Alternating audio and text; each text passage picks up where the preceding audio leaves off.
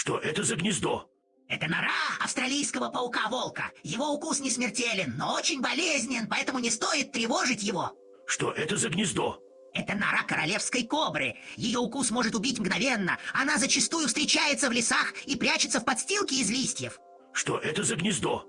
Это гнездо попугая-монаха. Оно полностью сделано из пластика. Что это за гнездо?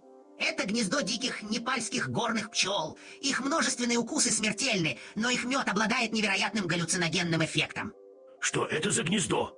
Это собачья будка. Наверное, это самая уютная собачья будка с отличной изоляцией. Что это за гнездо? Это гнездо красных огненных муравьев. Они чрезвычайно агрессивны. Несколько укусов могут вызвать анафилактический шок.